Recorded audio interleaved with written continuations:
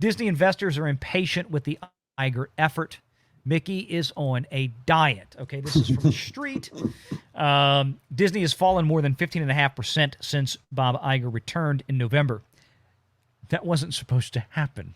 No. It was supposed to be 15.5% up, which it did go up, didn't last long, and came right back down. People started realizing things didn't get Mickey's better. diet is more bulimic. It wasn't supposedly the reason they brought Iger back is because under Chapek, the stock had hit a 20-year low. Well, I mean, I wouldn't didn't that hear go? a 20-year low. No way. I thought it was No, a not 20-year a low. 20-year. Where it's at right now is the lowest it's been since about 2014. So it's at about a 10-year low, give or take, right In now. 2004, the stock was around $20 for Disney. Yeah. So until it drops below $20, it's not going to hit a 20-year low. Where do you see the bottom on this for the summer? For the next quarter? Well, I don't want to speculate, just to be careful, but I would tell you that I think there's a lot of sentiment out there that it's going to fall further to some degree. What that is yet is hard to say. There's too many factors out there that are not just entirely related to Disney. But I'll get to that because I want to explain that to everybody. But let's look at this real quick. Just again, I love reading these Wall Street articles because this is what people in the financial world, the investors, this is what they read. People ask about, oh, well, Disney had a bad day because Ahsoka came out and it was bad. No. Nobody on Wall Street gives a flying flip about Ahsoka. Nobody on Wall Street even knows what an Ahsoka is. They don't care. Star Wars and Ahsoka and Mandalorian and all that are cute and fine. They do not move the needle on Disney stock really at all. At least nothing measurable. That's not. Things like ESPN, like we talked about earlier in the show, things like theme park problems or good theme park quarters, that's what moves the needle for Disney. The rest of it is just other stuff. I don't mean to interrupt you, but I'm curious. You don't think it has any psychological impact by having the customers reject the Disney Plus material like the Star Wars, the Ahsoka? I understand what you're saying about there has to be a lot of it. There has to be a lot of it. Like, it can't just be Ahsoka. Right. No. I'm just saying, like, the whole Star Wars franchise dying, and when you see the reaction, I thought that would have some psychological. Over the long term, does it have impact? Yes. But in terms of do the headline investors, do the institutionals care? No. Because none of this stuff, theatrical has never moved the needle on Disney by and large since forever. The big ticket items on those earnings calls, that's why nobody ever asks about it. When they get to the Q&A session on earnings calls, the questions are always about theme parks. They're about linear broadcast. Yeah, the only time they've ever brought it up has been ESPN. This past earnings call, it finally got brought up because there was so much noise about how much trash the Disney box office had become. Like one absolute unmitigated flop after the next that was inarguable at how bad it flopped. It finally got noticed, but it took that much to do it. So, I mean, you're talking about even in Disney's best year, like 2019 at the box office, one of their best years, maybe 2018, the profits that they made at the box office was like a tiny fraction of what ESPN did and the parks did. I understand that. I was just talking about the cumulative effect, the psychology of it, the constant negative press, the customer views. None of that. Wall Street doesn't care. Okay. I think in and Sad. of itself, individually, no, George. But what has been weighing down is when you compile the problems that Disney is having now with all the box office flops and the issue with things like Rachel Ziegler and Snow White are at the forefront of like every media outlet out there now. I mean, it's just what a psychopath she is and what a mess she's making for Snow White. And that, wow, look at this horrible person. This is Disney's new princess. Oh, wow, this is going to be great. You combine that with things like the parks having problems, the whole linear issue that they're going through right now with declining revenues for ESPN, and you tack on all the crap that they've created for themselves in Florida. Right. Then it all starts piling up. Then Wall Street starts asking questions about the overall perception of Disney in the marketplace.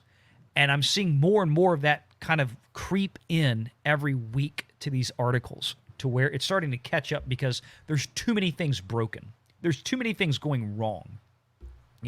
It's the cascade effect. You're getting to that point now where it's like, at first it was like, oh, this is weird. It's a quirk, but it's a thing. Remember the movie Passengers? Did y'all ever see that? Yeah. Mm-hmm. Yep. Yeah, okay. Same kind of thing. Whereas the movie went along, it's like in the beginning, there's some little goofy things going on in the ship. It was like, oh, that's funny. Oh, that's weird. Not a big deal. Moving on. Now you get to the point where it's like the major systems start failing and everybody starts asking questions about everything. That's where we are now with Disney.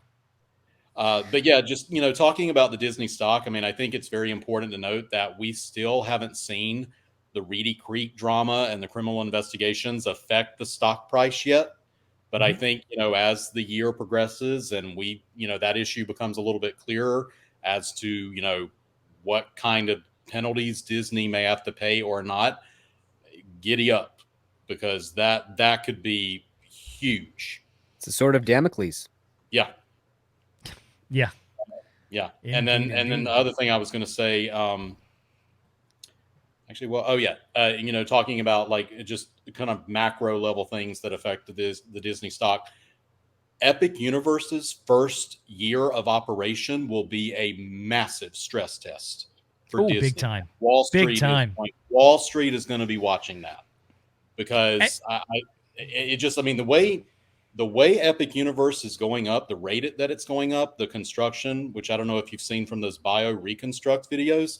Mm-hmm. I don't. I've been watching the drone footage. Yeah. I don't think it's going to wait until 2025. I think by the end of 2024, we could see a soft opening. So you're saying it's going to be opening sooner than new Epcot is fully finished? Honestly, I'm just like 5 years to build a walkthrough attraction about water. Are you kidding me? KMG, I don't know if you caught this at the beginning of the show, but in regards to that Reedy Creek mess, I was saying at the beginning of the show that if somebody over in Florida, and who knows, maybe they're listening right now, but if somebody over there involved in that wanted to really catch Disney, they should pay attention to the fact that there's an employee register that has existed and maintains the list of employees from the past.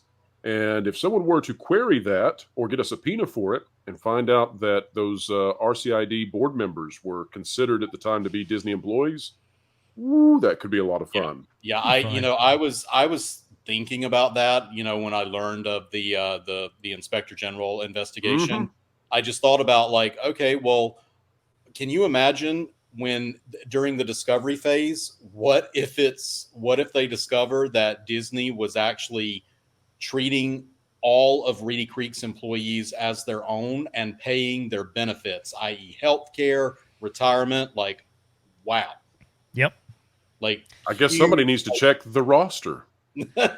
I have a feeling it's all being checked right now. And Grits, you had a second one, buddy, for 5 Epic Universe's first year of operation, massive stress test. That was it. And I wanted to bring that up since you just mentioned it. I agree, and that's exactly what I was talking about earlier when like George was asking about, at what point does this get reflected in the price? And I said, well, if the parks start suffering enough, and especially if there's a notable trajectory difference between Disney parks and their competitors, namely Universal.